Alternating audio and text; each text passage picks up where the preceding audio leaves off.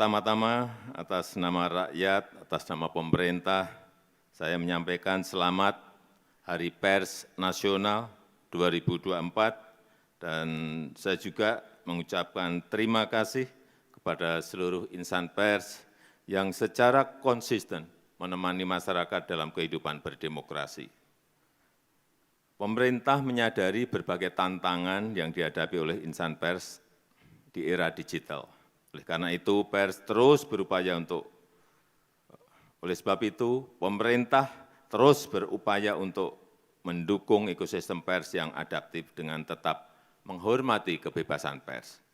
Seperti yang sudah saya sampaikan pada peringatan Hari Pers Nasional tahun lalu, jurnalisme berkualitas dan keberlanjutan industri media konvensional menjadi perhatian penting pemerintah dan ini yang dinanti-nanti. Setelah sekian lama, setelah melalui perdebatan panjang, akhirnya kemarin saya menandatangani peraturan Presiden tentang tanggung jawab platform digital untuk mendukung jurnalisme berkualitas atau yang kita kenal sebagai Perpres Publisher Rights. Prosesnya memang sangat panjang, banyak perbedaan pendapat, dan saya tahu ini melelahkan bagi banyak pihak, sulit sekali menemukan titik temu.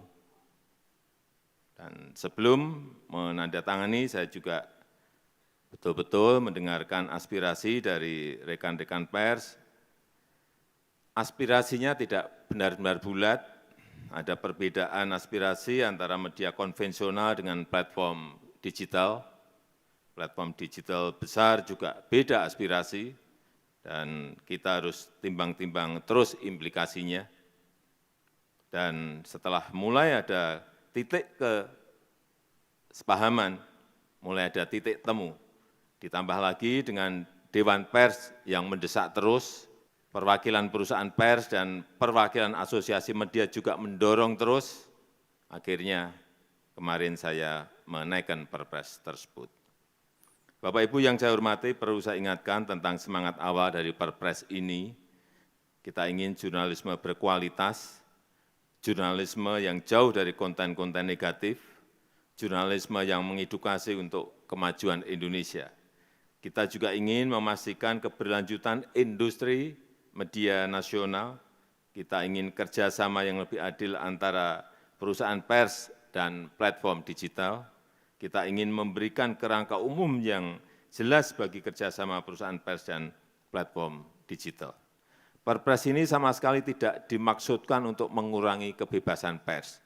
Saya tegaskan bahwa publisher rights lahir dari keinginan dan inisiatif insan pers. Pemerintah tidak sedang mengatur konten pers. Pemerintah mengatur hubungan bisnis antara perusahaan pers dan platform digital dengan semangat untuk meningkatkan jurnalisme yang berkualitas. Kemudian perlu saya ingatkan juga tentang implementasi Perpres ini. Kita masih harus mengantisipasi risiko-risiko yang mungkin terjadi, terutama selama masa transisi implementasi Perpres ini. Baik itu perihal respon dari platform digital dan respon dari masyarakat pengguna layanan. Terhadap perusahaan pers yang saya tahu sedang menghadapi masa-masa sulit di era platform digital ini, pemerintah juga tidak tinggal diam, pemerintah akan terus mencari solusi dan juga kebijakan afirmatif untuk perusahaan pers di dalam negeri. Saya juga meminta Menkominfo agar memprioritaskan belanja iklan pemerintah untuk perusahaan pers.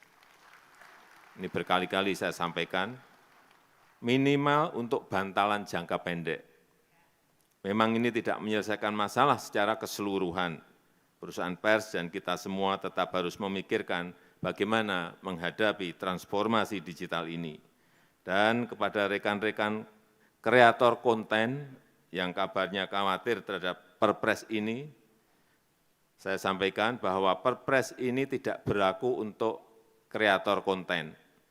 Silahkan dilanjutkan kerjasama yang selama ini sudah berjalan dengan platform digital.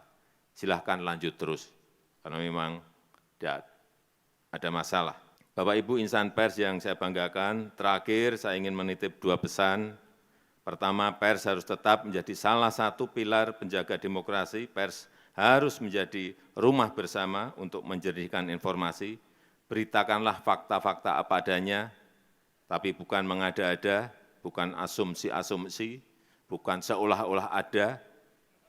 Yang kedua, saya sangat berharap perusahaan pers dapat memikirkan langkah-langkah konkret dan strategis, terus melakukan inovasi agar adaptif dalam merespon perubahan zaman, mampu berdiri tegak secara mandiri di tengah gempuran persaingan global.